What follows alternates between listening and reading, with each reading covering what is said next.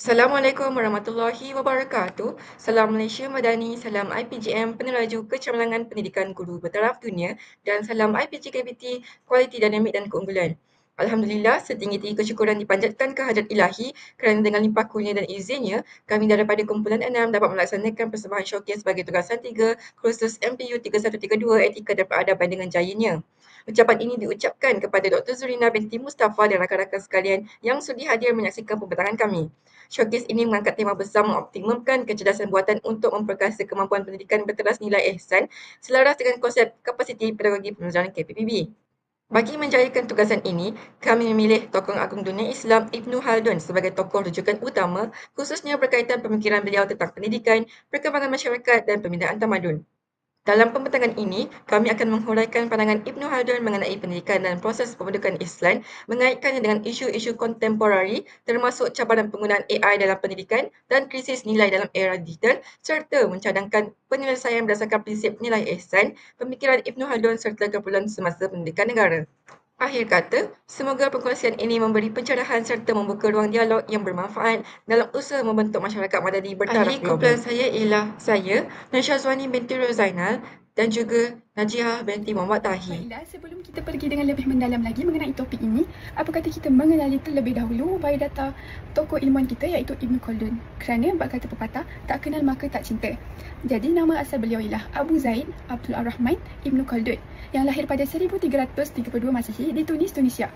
Beliau meninggal dunia pada 1406 Masihi di Kahirah, Mesir dan bidang kepakaran beliau adalah dari bidang sosiologi, sejarah, ekonomi, pendidikan dan juga politik. Antara karya agung beliau ialah Muqaddimah, iaitu pembukaan kepada kitab Al-Ibran. Peranan pentingnya ialah sebagai guru, qadi, diplomat, ahli politik serta agamawan. Antara sumbangan utama beliau ialah pencetus awal ilmu sosiologi, teori asabiah, teori kitaran tamadun dan juga menekankan pentingnya pendidikan berstruktur dan juga latihan amali. Baiklah, saya lanjutkan perbincangan ini dengan menerangkan bidang sosial, iaitu yang pertama, cabarannya kemerosotan akhlak dalam kalangan remaja. Isu kontemporarinya, remaja kini mudah terpengaruh dengan budaya negatif, media sosial dan pengaruh rakan sebaya, menyebabkan nilai moral dan disiplin menurun, iaitu dikaitkan dengan isu pendidikan kritikal dan kesedaran sosial. Contohnya, remaja terlibat dalam buli di sekolah, ketagihan media sosial dan hilang kawalan diri ketika berinteraksi dengan rakan ataupun keluarganya. Seperti yang kita boleh lihat di sebelah kiri kita, remaja sekarang akhlaknya di mana? Merak jalanan geleng kepala bila terbaca kisah pelajar lelaki 17 tahun memperkuasa pelajar perempuan 15 tahun di dalam kelas sebuah sekolah di Melaka. Hati terus rasa berat. Bukan di lorong gelap, bukan di tempat sunyi, tetapi dalam kelas di mana tempat guru menanam ilmu, tempat pelajar menima masa depan. Tapi hari ini ia jadi tempat maruah diragut tanpa belas. Cadangan penyelesaiannya, menurut Ibnu Khaldun, pendidikan bertujuan membentuk masyarakat berbudaya dan berakhlak, iaitu asas kepada kewujudan peradaban, Hidayat 2019. Pengukuhan pendidikan moral dan spiritual amat penting agar nilai dan perilaku masyarakat stabil selari dengan cadangan Sirajuddin ETAL 2023. Baiklah, seterusnya saya akan membentangkan mengenai cabaran pendidikan pada zaman Ibnu Khaldun dan perbandingannya dengan isu kontemporari berkaitan pendidikan dan juga pasaran kerja daripada aspek ekonomi. Cabaran utama yang ingin saya ketengahkan ialah hubungan antara ilmu dan produktiviti ekonomi. Dalam karya agungnya Muqaddimah, Ibnu Khaldun menegaskan bahawa ilmu tidak boleh dipisahkan daripada realiti kehidupan masyarakat. Beliau menyatakan bahawa sesuatu tamadun hanya akan berkembang apabila ilmu yang dipelajari dapat menyokong kemahiran kerja, pembangunan ekonomi dan aktiviti industri. Pada zamannya, banyak wilayah Islam mengalami kemerosotan kerana pendidikan terlalu bersifat teoretikal dan tidak menghasilkan tenaga kerja yang mahir dalam pertanian, ketukangan, pentadbiran dan juga perdagangan. Kekurangan kemahiran praktikal ini akhirnya merencatkan ekonomi dan menyumbang kepada kejatuhan tamadun. Hal yang sama dapat kita lihat dalam konteks semasa, terutamanya melalui isu ketidakpadanan antara pendidikan dan juga keperluan pasaran kerja atau education work mismatch. Menurut data daripada Jabatan Perangkaan Malaysia tahun 2024, sebanyak 30% graduan bekerja dalam bidang yang tidak selaras dengan pengajian mereka. Masalah ini berlaku kerana ramai graduan hanya mempunyai kelayakan akademik semata tetapi tidak mempunyai kemahiran praktikal atau teknikal yang diperlukan oleh industri. Yang akibatnya kadar pengangguran graduan meningkat dan produktiviti ekonomi negara terjejas. Situasi ini sebenarnya selari dengan amaran Ibnu Khaldun lebih 600 tahun dahulu, di mana apabila sistem pendidikan tidak memenuhi keperluan ekonomi masyarakat, tamadun akan bergerak menuju kemunduran. Berdasarkan pandangan tokoh ini, terdapat beberapa penyelesaian yang boleh dipertimbangkan. Pertama, kita perlu membangunkan kurikulum yang berorientasikan ekonomi, iaitu kurikulum yang bukan sahaja menekankan teori tetapi juga kemahiran sebenar yang diperlukan oleh industri. Ini merangkumi projek lapangan, latihan industri, kerjasama universiti dengan syarikat tempatan dan juga latihan vocational. Kedua, institusi pendidikan perlu diberikan autonomi untuk menyesuaikan kurikulum dengan keperluan pasaran kerja tanpa campur tangan politik. Ini penting kerana keperluan ekonomi setiap negeri dan industri adalah berbeza dan institusi pendidikan harus merespon realiti tersebut. Akhir sekali, langkah-langkah ini adalah selaras dengan pemikiran Ibn Khaldun yang melihat bahawa pendidikan yang relevan dan berfungsi secara langsung dalam ekonomi akan memperkukuh tamadun dan mengelakkan kejatuhan masyarakat. Contoh yang ketiga iaitu dalam bidang sosial. Cabarannya, pengaruh globalisasi melemahkan identiti budaya. Isu kontemporarinya, remaja dan pelajar mudah terpengaruh dengan budaya asing melalui media sosial, hiburan, fashion dan gaya hidup sehingga nilai dan identiti budaya tempatan semakin terpinggir, iaitu dikaitkan dengan isu kontemporari pengaruh kelas sosial. Contohnya, seperti yang kita tahu, pelajar lebih gemar menonton rancangan luar negara, memakai fashion import dan bercakap dalam bahasa asing dalam kehidupan seharian, sehingga nilai tradisi dan bahasa ibunda kurang dipraktikkan. Seperti yang kita boleh lihat di sebelah kiri ini, minda orang muda dijajah budaya asing. Kepesatan teknologi hari ini memudahkan ancaman penjajahan dalam bentuk baharu, terutama pemikiran dan budaya. Menurut pensyarah Jabatan Antropologi dan Sosiologi Fakulti Sastra dan Sains Sosial, Universiti Malaya, Dr. Haslinda Muhammad berkata, generasi muda terutamanya memang banyak menghabiskan masa dengan gadget dan juga internet. Maka, kemungkinan besar minda mereka akan dijajah anasir luar sehingga mempengaruhi gaya hidup dan pemikiran.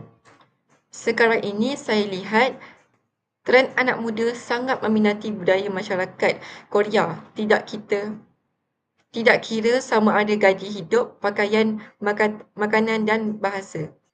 Tingkah laku mereka juga sudah ke arah itu. Jadi ini yang dimaksudkan dengan penjajahan minda, katanya.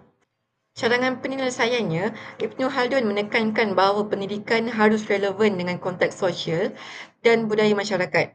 Pendidikan yang tidak mempertahankan identiti budaya akan melemahkan peradaban. Hidayat 2019.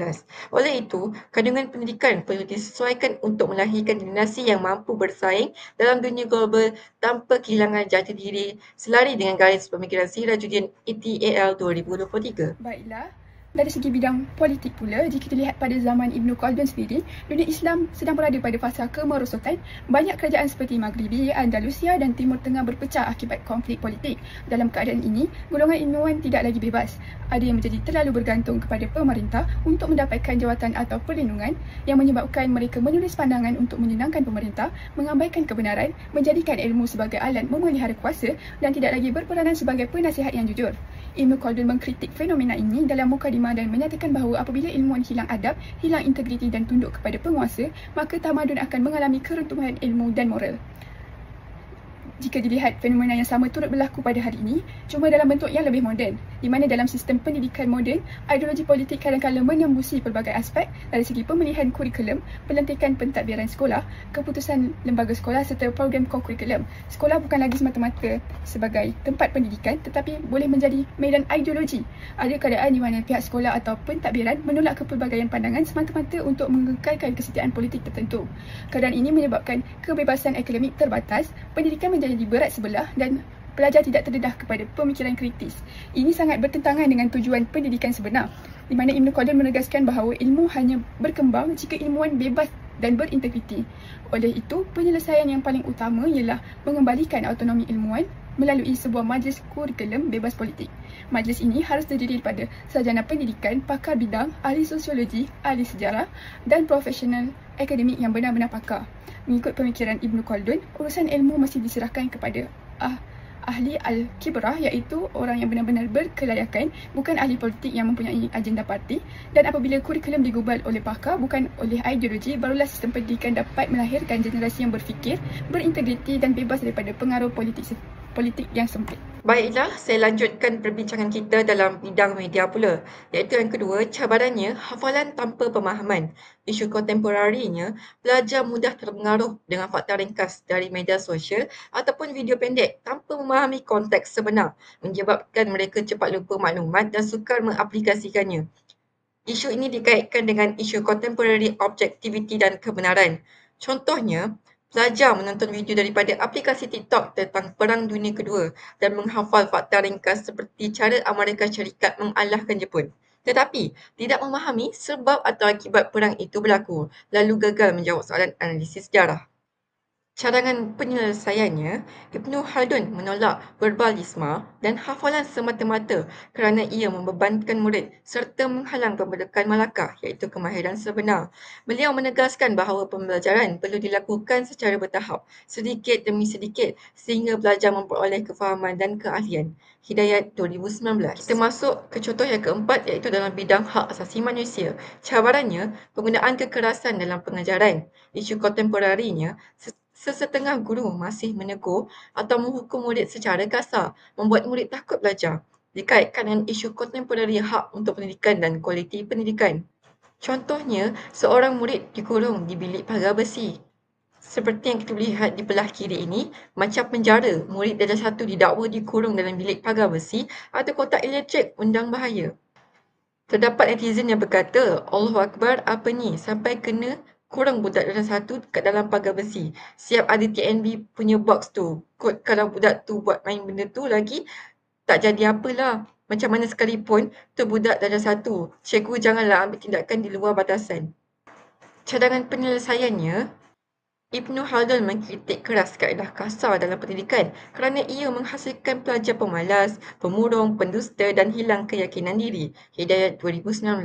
Oleh itu, pendekatan rahmah, psikologi, perkembangan dan motivasi positif perlu dilaksanakan seperti dicadangkan dalam artikel Sirajuddin ETAL 2023 agar suasana pembelajaran tidak menindas tetapi membina akal dan akhlak. Baiklah, kita lanjutkan dengan contoh yang kelima iaitu dalam bidang sosial. Cabarannya, jurang sosial akibat ketidaksamaan pendidikan. Isu kontemporarinya, masih wujud perbezaan peluang belajar antara pelajar bandar dan luar bandar atau antara sekolah awam dan swasta menyebabkan kebolehan akademik dan akses peluang masa depan tidak sama iaitu dikaitkan dalam keadilan sosial. Contohnya, pelajar di sekolah kampung tidak mempunyai komputer atau internet untuk belajar, manakala pelajar di bandar boleh akses bahan digital dan tutor tambahan menyebabkan kemahiran dan pencapaian akademik berbeza. Seperti kita lihat di belah kiri ini, cabaran dan peluang anak-anak luar bandar bergelar mahasiswa. Selain faktor kewangan, kekurangan maklumat dan bimbingan awal mengenai laluan pendidikan tinggi turut menyebabkan ramai pelajar berbakat terlepas peluang ke universiti. Di bandar, pelajar mudah mendapat akses kepada seminar kerjaya, bimbingan akademik dan program universiti. Namun di beberapa kawasan seperti Bangkok, Sri Medan atau Pontian Selatan, kebanyakan pelajar hanya mengetahui tentang universiti melalui media sosial ataupun cerita rakan-rakan. Hal ini menunjukkan bahawa jurang maklumat antara bandar dan luar bandar masih ketara dan perlu ditangani secara berstruktur.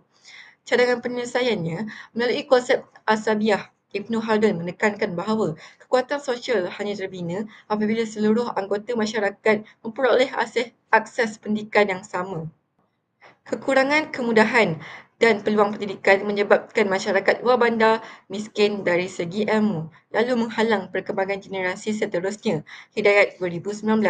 Oleh itu, pengukuhan infrastruktur dan asas pendidikan yang setara perlu dilaksanakan agar jurang sosial dapat dirapatkan selari dengan pandangan Sirajuddin ETAL 2023. Seterusnya dalam bidang etika dalam sains pula, pada zaman Ibnu Khaldun, salah satu cabaran besar dalam pendidikan ialah keturunan dalam penyampaian ilmu. Jadi timbulnya satu isu iaitu pada zaman Ibnu Khaldun sendiri, yang mana ilmuwan meniru karya orang lain tanpa kefahaman hanya untuk mendapat kedudukan atau pengaruh. Ibnu Khaldun sendiri menegaskan dalam Al-Muqaddimah bahawa ilmu mesti difahami secara bertahap, dibina daripada asas kepada aplikasi dan bukan sekadar meniru atau menyalin. Apabila kita lihat pada era moden, kita berdepan cabaran yang hampir sama cuma dalam bentuk yang baru iaitu algoritma. Ini berlaku apabila pelajar menyerahkan tugasan yang dihasilkan sepenuhnya oleh AI tanpa proses pemikiran sendiri. Dalam konteks akademik dan masyarakat moden, AI yang digunakan tanpa etika boleh merosakkan integriti ilmiah, mengurangkan kemampuan kritikal pelajar serta menghasilkan generasi yang mengetahui hasil akhir tapi tidak memahami asas pemikirannya. Untuk menangani masalah ini, satu pendekatan penting ialah model penilaian berperingkat dan berasaskan proses atau proses based assessment. Pendekatan ini bukan menilai hasil akhir semata-mata tetapi menilai langkah-langkah perkembangan pemikiran pelajar itu sendiri. Kaedah ini termasuk penyerahan draft awal, nota penyelidikan, perteminda, pembentangan lisan dan bukti penyuntingan. Setiap pelajar perlu menunjukkan jejak pemikiran sendiri, bukan sekadar jawapan akhir. Pendekatan ini sangat selari dengan pemikiran Ibn Khaldun, di mana Ibn Khaldun menegaskan bahawa ilmu mesti dipelajari secara bertahap. Proses itu lebih penting daripada hafalan semata-mata. Beliau juga menegur budaya menyalin tanpa memahami yang sama dengan algoritma pada hari ini. Dalam zamannya, beliau mengkritik ilmuwan yang mengambil idea orang lain tanpa kefahaman dan tanpa amanah ilmiah. Justru apabila kita menekankan penilaian berasaskan proses, sebenarnya kita sedang menghidupkan semula prinsip pendidikan Ibn Khaldun. Ilmu yang benar bukan terletak pada hasil tetapi pada perjalanan pemikiran dan kefahaman itu sendiri.